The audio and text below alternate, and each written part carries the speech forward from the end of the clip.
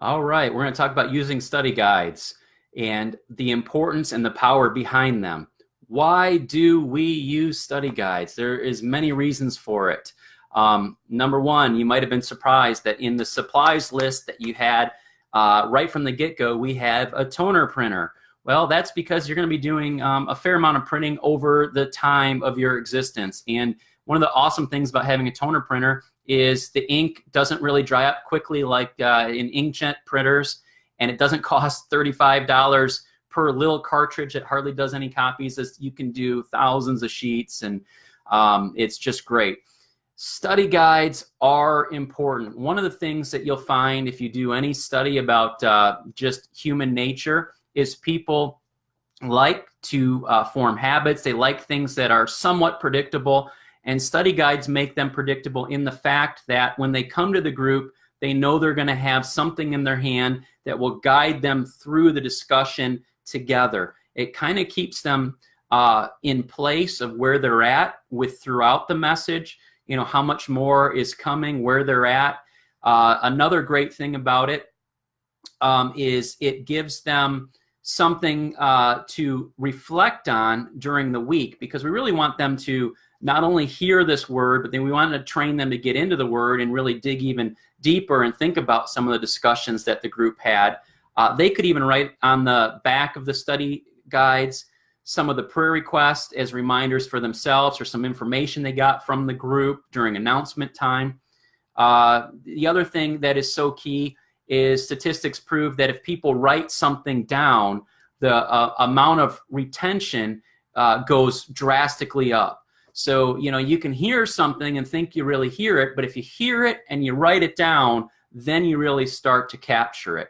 So I've found this to be true. We always do a fill in the blank style. It's a very simple way with the PowerPoints in the background to have the answers and not to miss anything. And it just, you know, it keeps that same consistent format going forward. And, you know, people can actually, I've actually seen people, they save them, they make binders of them. They don't actually need to do that. They can do that. That's wonderful. But the daily devotional books that I put out actually have all the answers. That's what the leaders use. They could just buy that and it would be nice and neat and compact that way. The daily devotionals actually have a little bit more information than even their study notes.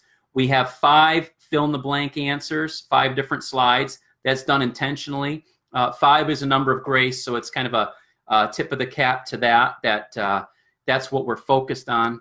We're in this time of God's grace in the new covenant, but it also builds consistency. It's not one week there's 20 slides, and it's like, oh my goodness, we got to just go from slide to slide. Got so much, and then another week you have 2 slides. 5 slides I found has been really good. Over 25 minutes, 30-minute discussion. It breaks it up into about every 6 minutes on average. And that's kind of our attention span, 5 to 6 minutes, focus on a point, move on to the next 5 to 6 minutes. And then if you want your group discussion to be a little longer, it gives you built-in time where you could spend 5 to 10 minutes between each point. And then overall, your discussion time might be an hour instead of half an hour, but it's not ridiculously long. So using study guides keeps you on track. It's helpful for everybody in the group. It helps people remember, and it is a powerful tool. It really, truly is. So that's why we use study guides, and that's why we have it.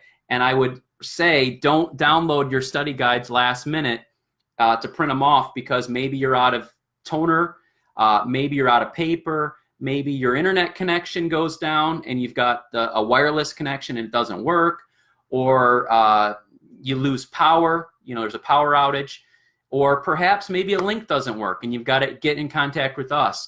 So always get your materials several days ready before your group actually meets. I can't stress that enough. We don't want to put any extra pressure on your shoulders as you're getting closer, as the clock's ticking down on your group's meeting time together.